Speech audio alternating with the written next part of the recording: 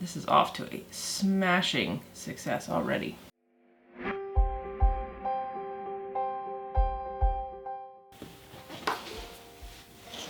Hey guys, welcome back. Today I wanted to do kind of a little get to know me, I guess, for having a whole bunch of new people around here. I asked you guys to submit some questions for a Q&A session. I'm gonna be kind of working on some other projects and answering questions that you guys submitted. So this should be fun, or completely not fun. The project that I'm kind of working on today is not necessarily sewing. I'm working on making a harness out of leather. A friend of mine asked if I could recreate what she's got, improve on it a little bit. So that's what I'm working on today. And when you guys submitted questions, you guys submitted a number of questions, which I thought was really cool. So thank you. So I think a good place to start is what prompted me to get into YouTube. I wanted to. I don't know, it's weird. It's weird to talk about why I wanted to do this, but I'm not real sure. This is not a childhood dream of mine, but really nothing that I do is a childhood dream, because my childhood dream was to grow up to be a puppy, and that didn't work out so well. I love other people's sewing channels. Rachel Maxey is one of my all-time favorite people who has ever existed in the internet. Watching her do her stuff, I feel like she's so relatable, and she's not afraid to, show you how she fails. I was like, I think I can do that too. I don't have the historical part that she does or the cosplay that she does, and that's okay. So a number of years ago, I kind of got this idea that if I were to ever make a YouTube channel, I would name it Katie Makes Stuff, because that's what I love doing. I love making stuff. Let's see if that fits. And so why not have a channel where I make stuff? It's a little off kilter, but I like the direction we're going. I wish I would have started it over COVID when I had a lot of time to be at home, but I didn't, and that's fine. Better late than never. So this year, this January, when my 40th birthday was coming up, I was like, why not make it a goal to do this for my 40th and just see what happens. If it's a massive failure, fine. If it's wildly successful, also fine. And I think I've kind of fallen somewhere in the middle so far. I would definitely say I have been successful, not wildly successful. This hasn't like exploded or gone viral or anything like that, or any of the other terms that the youths use, but I feel like I have had quite a bit of success. Gigi also asks, how long have I been sewing? Is it a hobby or do you do it in some professional capacity? You've seen my sewing, right? I hope I'm not a professional at that. And how would I describe my personal style? Ugh. I believe I remember my mom teaching me how to use a sewing machine. I don't remember sitting down and like doing patterns or anything, but I do remember her showing me how a sewing machine works when I was real small. Just kind of starting there, and I'm trying to measure the middle part here. I have always been kind of a maker of things. I remember making those awesome 80s decorated sweatshirts where you would hot press a design onto your shirt and then you'd outline it in like puffy paint. You are going to have your moment. Shh. And I remember making those with my mom and my aunt and my grandmother at my grandmother's table when I was real little. I remember painting brown craft paper with my mom to make wrapping paper for gifts, working with my dad with power tools and making things out of wood and, making science fair project stuff. And so I feel like my parents encouraged me to make things, and it has just never left me. I don't know if that answers the question. Oh, why did I start making my own clothes? So not only do I kind of have the creator flow going, I guess, I also am very cheap, and I really, really despise clothes shopping, with one strong exception, and I'm sure you guys can figure out what that strong exception is: thrifting. But I would say I didn't really start sewing actual clothes until the last 2 years or so. I know I attempted to make a dress when I was in high school, and I abandoned it, and I have no idea where it went. I think I was maybe a little ashamed of it because it probably wound up in the back of my closet somewhere. Sorry, Dad. But I do remember sitting at my dining room table with the sewing machine and a pattern trying to sew a dress of some sort, a super fancy dress, out of like stretchy velvet. I think I had gotten it to the point where I was like, this isn't bad. Then I never finished it. And I've sewed Halloween costumes over the years for myself and for friends. I've done little things on and off like that, but I feel like the pandemic was really a turning point. It was the point where I was like, I have the time to really learn how to do this. Not the right way, but at least a way that works for me. Being at home, I worked on those skills, and I worked on learning how to do leather craft, and I'll talk about that in a minute. Just being able to figure out how to sew straight lines and use the machine properly. I think I used the pandemic as a way to work on my skills.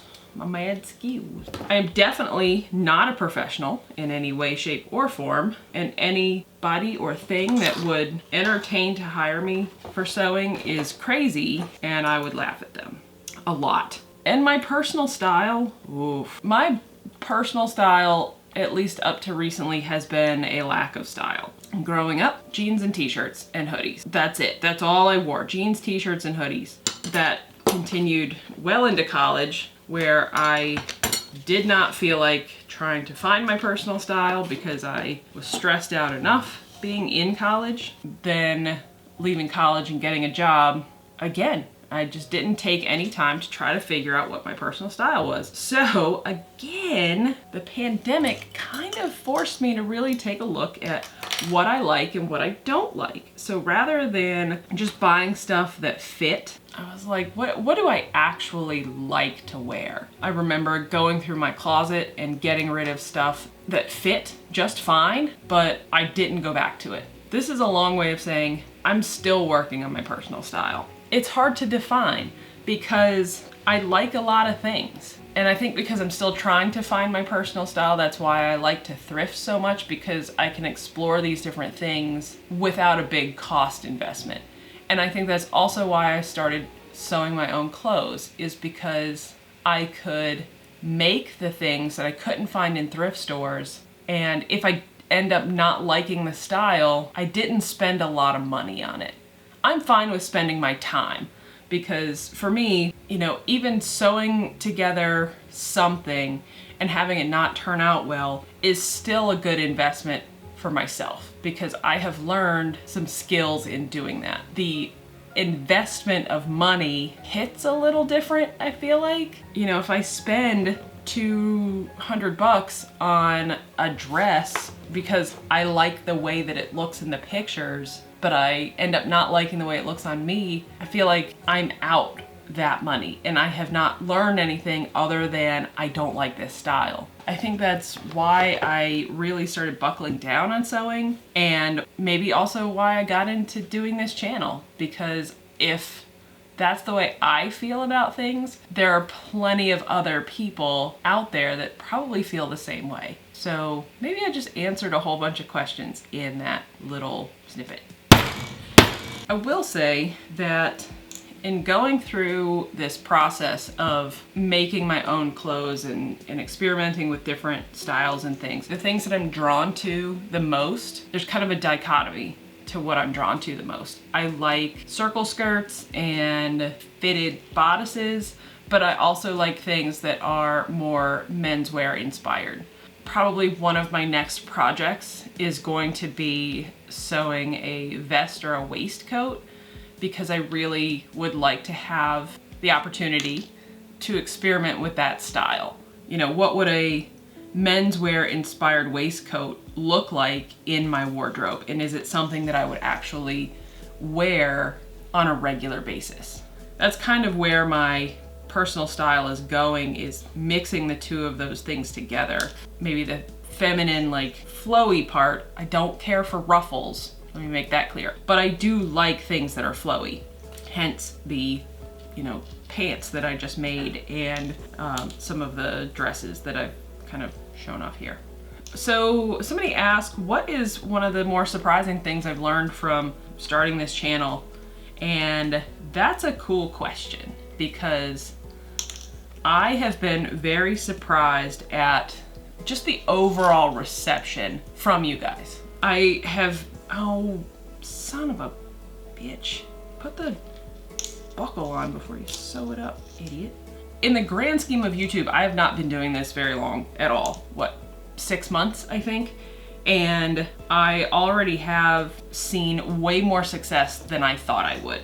I think part of that is because I try to make videos that I would watch, because I have this theory about just about everything in my life that if I feel this way, there are probably tons of other people that also feel this way. So I know how important it is to have people that kind of speak the same language that you do. If I can be one of those voices for people that are working on their sewing or trying to find their personal style or just want to thrift cool stuff rather than buying it straight out, to me that's worthwhile, and I've been really pleasantly surprised at the fact that so many people have been receptive to that. I keep preparing myself for the inevitable like mean comment to come, and I haven't gotten it yet. I know that it'll happen and I'm not worried about it. It's not going to crush my soul or anything. I think one of the benefits of being, you know, officially middle-aged now is that mean comments from people on the internet don't hurt my feelings. Mean comments from people to my face generally don't hurt my feelings. I know it's coming, but the fact that there are so many of you guys that watch these videos, nobody's been mean or nasty, that's so cool. Also, just how many people are like, you say the things that are in my head when I'm sewing. Yeah, sewing is hard and it's frustrating, and if you don't say curse words when you're sewing, then are you really sewing? Yeah, probably, but you're probably sewing better than me. So I really have to, you know, thank you guys for being so awesome and being kind of a cool little community of ambitious amateur sewists. But it's been very, very cool to see that happen, and I am excited to continue doing this. I don't know about you guys, but I am a collector of hobbies. I see something cool and I go, ooh, I want to try that. And I try it and I get to the point where I feel like I am good enough at it, and then I stop it. So for me to have done this consistently for 6 months is kind of a testament to, I don't know, something that's unusual for me to stick with something for kind of that long and that consistently. So I don't know, maybe this is what I was supposed to be doing. Who knows? Being the voice for people that love to hate sewing or hate to love sewing. Maybe that's it. Maybe we just hate to love sewing, or we see the necessity of sewing. I don't know what I'm saying. I'm trying to get this buckle on. What? How did that happen? All right, let's do that again. Oh, get it. Okay, we got this. Somebody asked, can we see your entire fabric stash? Yes, eventually you can see my entire fabric stash. The problem is that it is all over the place. And as I continue cleaning the house and putting my life in order, I continue to find things. I will do a whole video on that. Also, I continue to add to it. I know that I've said I'm not gonna add to it until I use it. No, that's all bullshit. Every time I go thrifting, I find something new that I don't wanna pass up. I lie to myself, and that's okay because it's fabric and I will use it eventually. Actually, I don't have a whole lot of time to show you my entire stash today, but let me show you 2 new things that I bought recently. Get down. All right, this is just a cotton bed sheet, but it has kind of that china blue floral pattern. It's almost like toile, I think, that kind of French fabric you see, but I loved it. I don't know what I'm gonna make out of it, probably a dress, but I saw it and I couldn't not get it. And like I've said many times, my thrift stores sell blankets for $1. And so I got this for $1, and I think it's at least a queen size, if not a king size. And also for $1.99, I found this purple something. It's polyester, which I'm not super fond of, but the color was unique enough that I had to pick it up. So it's this lightweight, drapey purple fabric. And I think there are 6 yards of this. It was at least 2 of my wingspans. My wingspan is almost 6 feet. So for $1.99, that's pennies, nickels per yard. I couldn't pass it up. I know this kind of fabric is a pain in the ass to work with, but I don't care how hard it is to work with because it's so lovely. And also, ooh, there's one more thing, but it's in my car because I just picked it up like yesterday. So hold on. Okay. So every Sunday, my Goodwill does whatever their weekly colored tags from the week before are $1. So this Sunday, all things with red tags were $1. So I picked up 2 things. One was this print you would get maybe in India. There's a fabric retailer on Etsy from India, and they do kind of block print. So that's what this reminded me of. And it has this great border at the bottom. I haven't looked real hard to find a tag on it. I think it's block print, and the reason why I think that is the backside just looks a little different than the front. I got it for $1.99. I'm almost positive that it's cotton, and I think what I'll probably do with it, depending on the size, is use it as like a quilt backer. Don't get excited when I say quilts. Don't do it. And it's huge. I mean, it's enormous. It's probably a tablecloth, but that was really exciting. And then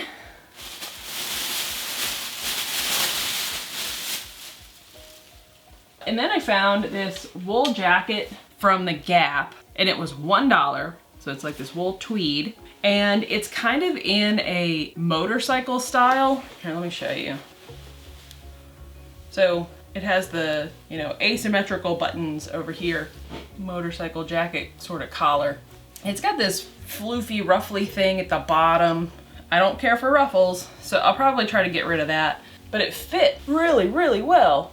And I figured that if I don't wear it as it is, I'm gonna take it apart and use it for patterns. And that way I can make motorcycle jackets out of anything I wanted to. So I was really excited to find this, because even just to take it apart for $1, that's a win. So yeah, there's my wool jacket. To go along with this, somebody asked, what are the best tips I have for thrifting fabric? I'm really glad you asked this. I should probably find out who asked this because it was a great question. Oh, Beth Roberts. Hey Beth. My best tips for thrifting fabric are: decide what your must-haves are. So for me, my must-haves are, generally speaking, it has to be a natural fiber. With very few exceptions, I pick up cotton, linen, wool, and silk. That's it. I am trying to make a concerted effort to stop wearing polyesters. That's part of the reason why I got into thrifting in the first place and not buying from retail stores anymore. Is women's clothes are predominantly polyester, which is plastic, which is disgusting on your skin. I know it feels good on your hands, but I notice that I get a lot sweatier when I wear polyesters than when I wear natural fibers. And I'm carrying that over into my sewing projects as well. If I find something like a color that I have really been wanting, then I'll make some exceptions, and then I look for the style. Those two go together. They are hand in hand. Rarely will one of those supersede the other one. So in the case of the blue and white sheet that I just showed you, that was a print I had never seen and that I really liked, and it's 100% cotton. When I found that, I was like, I'm gonna make something out of it, and I'm gonna decide if that's a style that I think looks good for me. And it will have cost me a few hours of my time and $1. So you're gonna decide what kind of fibers you're looking for, and you're gonna decide what kind of style you're looking for, and ultimately what your goal is. Sometimes my goal is that I have a specific garment that I want to make. Like that orange dress that I just made. I knew that I wanted to try to make an orange pinafore style dress. And the fiber that I used for that, or the sheet that I used for that, was I think a 60-40 cotton blend. And I was fine with going that direction because it was the color that I wanted for that project. And it still had natural fibers in it. There are some times, like with this, that I don't have a project in mind for it. I picked it up because it's a special color and it's a special weight. And the price was right for it.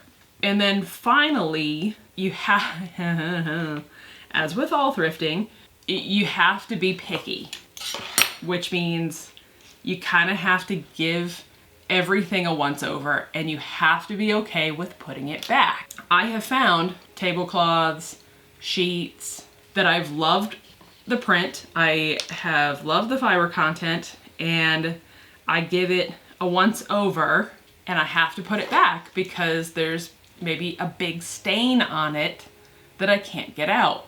I will deal with little stains. I will not mess around with big stains. Or it's had a smell to it. You do have to kind of give these things the waft test. I never stick my face into fabric, or clothing for that matter, until I wash it.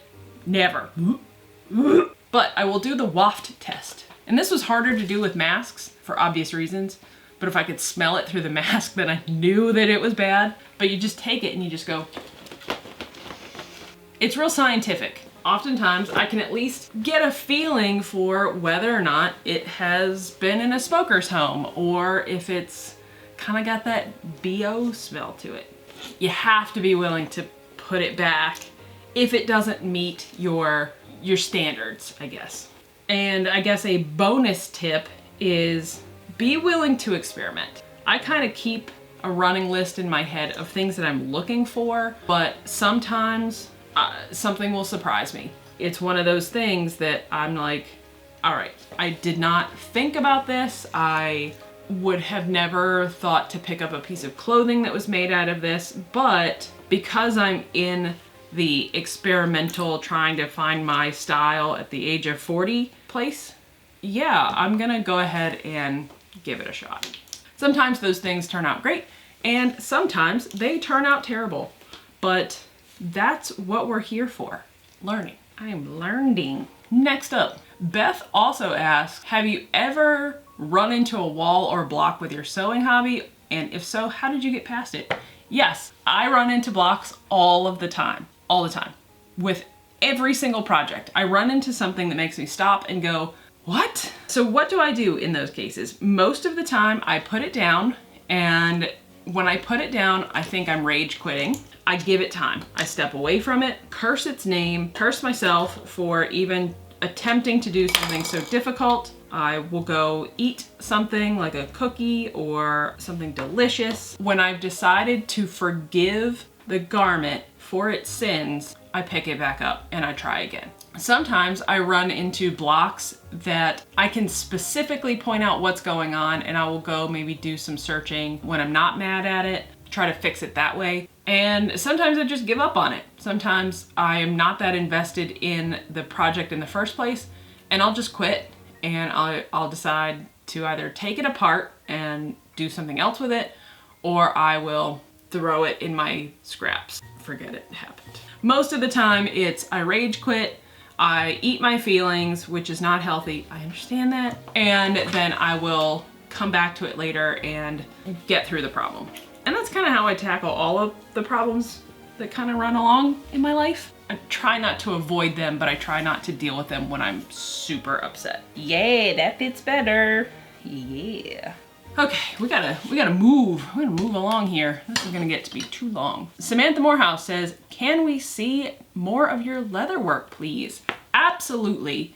I have been kind of waiting to do some leatherwork on this channel because there's this mantra or whatever in the YouTube social media world that whatever you become popular with is what you are stuck with until you have a following that will follow you anywhere. So I've kind of been trying to specialize in anger sewing.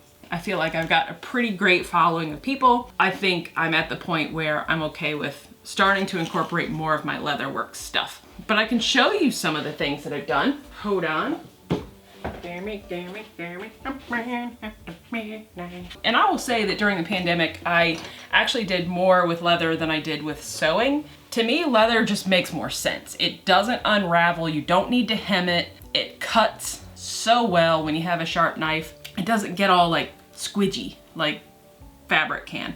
I feel like I am a stronger leather worker than I am a clothing maker. Some of the things that I've made out of leather. So I make box bags. This one needs a handle on it. Part of the reason why I got into doing leather in the first place was because I could not find bags that I liked.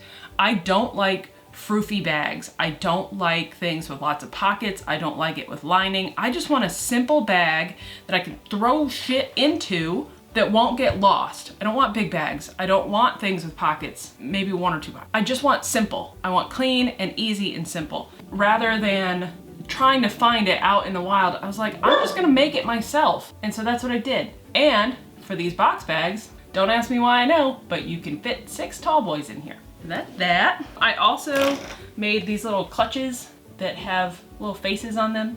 The faces were not intentional, but clean, easy. That's all I wanted, was something nice and easy that, you know, I could just throw some shit into. See, and I can carry it around on my hand. And I made one in blue. Pretty simple. This one has like a card pocket, but card pockets. And then I love this. I have never sold one, and I'm kind of sad that I've never sold one because I think these are so cute.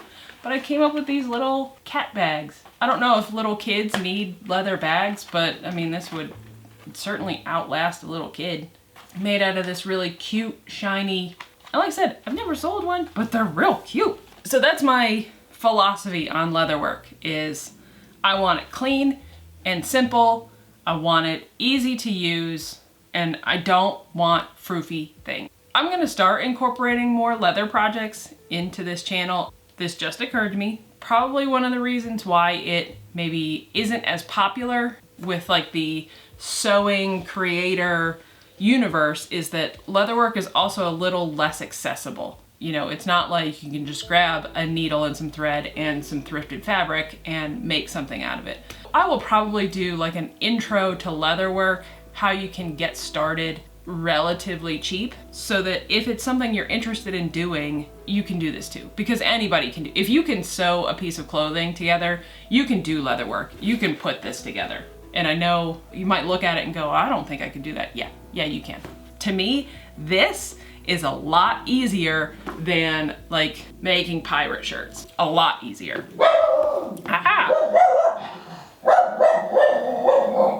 Okay, so my camera battery died, so I had to change that, right? The story we got was that Bruce and Grace were a breeding pair, or they were purchased for that purpose. And Grace got pregnant. They're both mini schnauzers. Grace is a little less mini than Bruce. She was ready to have puppies, and I guess in the labor process, one of the puppies got stuck. Now, this is the story that we got from the rescue. I think sometimes they just give them stories to make them sound sad. The vet had to spay her in order to make sure that she survived. So the owners were not real happy about that, and the woman abandoned Grace and Bruce in her ex-husband's backyard, and they just lived there outside for a while until they were rescued by this organization. Then we picked you up, didn't we? Yes, we did. So that's the sad, sappy story of Grace and Bruce and how they ended up in our house. Grace is the smartest dog I've ever owned in my life. I've never owned a dog smarter than her. But the problem is she's also reactive, and I think she is very defensive of me and my husband, and especially of my husband. She has a tendency to nip at people if they get too close. So we have to be very careful with her, making sure that she doesn't get around kids unsupervised, making sure that if people come over that, you know, she's not in a place where she's going to overreact and nip at them. But she's also the only dog I've ever owned that I am positive that if somebody broke into the house, she would have no problem putting herself between me and whoever might be in the house. Because you've done it before with friends, haven't you? Yes, we don't bite our friends. No, we don't. All right, you ready to go bark? You ready to go do some more barking? Let me go get Bruce. 1, 2, 3. Good girl. This is Bruce. So Bruce is no thoughts, only vibes all the time. Bruce is the most sensitive little man that has ever existed. Bruce loves everybody, and he just wants to be your little shadow. We probably should have named him Shadow because he follows my husband around. I can't even think of a good metaphor, but he's so sweet. I mean, he's a little nurse dog, so whenever we're sick, he is right by our side. I mean, who could abandon this little face? Look at him. And the only time Bruce gets nasty is when I try to give him haircuts. He does not like having his knees shaved, and he gets real bitey. And he doesn't look like he would ever get that way, but he gets real nasty when you try to shave his knees. But we need to. You know that, right? So there's Bruce. And they are both, I don't know, they're both right around 7, and I think we've had them for like 4 years now. Everything that Grace is, Bruce is the opposite. He's not real smart, but he's real sweet. All right. And then the last pet is Oscar. Oscar is outside right now, enjoying his best cat life. The story behind Oscar is that I actually found him last September at my work. He was about this big. He was probably only 6 or 8 weeks old, and he had almost gotten run over by a car, and it was raining, and he was soaking wet, and he smelled like a dumpster, and he was covered in fleas. I mean, he was disgusting, absolutely disgusting. I remember picking him up. Actually, I didn't pick him up like this because I tried and he bit me. So I had to pick him up like this. Carried him over to my husband. I said, look what I found.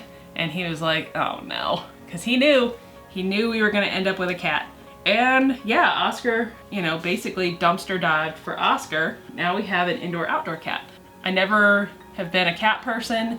I really don't want a cat that lives in my house full time because I hate cleaning out litter boxes.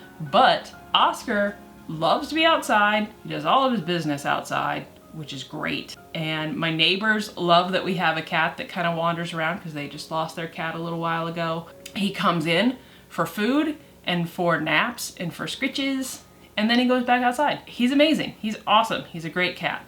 Those are our pets. So Lot DeWitt asked, how much clothes do you have in your closet and how much did I make myself? I would say at this point, 99% of my closet is thrifted. And I would say if it's not thrifted, then I probably made it myself. And I am slowly replacing pieces that I have thrifted. I'm redonating them and I'm making them myself. So either Rob Struck 8 or Rob Strick 8 asked, loved the black and white coveralls I wore in my last video. Did I make those? Yes. Yes, I did. And I'll do a video about making more coveralls.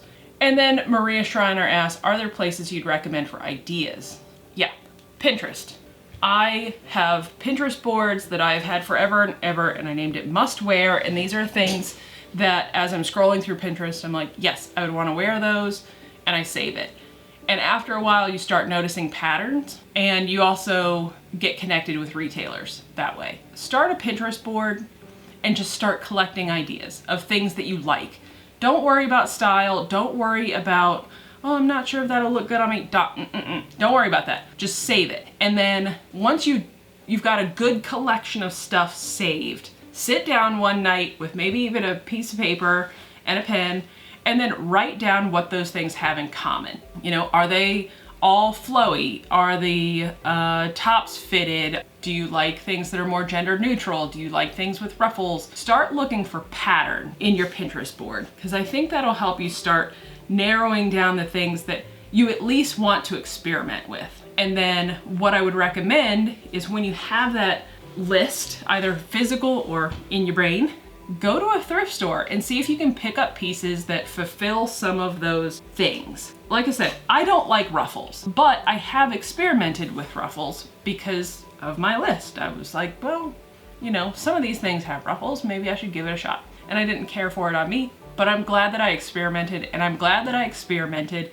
using thrifted items because it didn't cost me an arm and a leg. I hope that helps. I hope this was interesting a little bit. This feels so rambly, so rambly. I've been talking now for like an hour and a half, and that's more than I need to talk ever. Thank you guys for having interest in this project that I placed on myself. Thank you for being awesome, because I would not do this if people weren't interested, and you are. Until next time, I will see you guys later. Bye! Let's try that, shall we? I'm trying to remember how to... Gimme, gimme, gimme a man after midnight.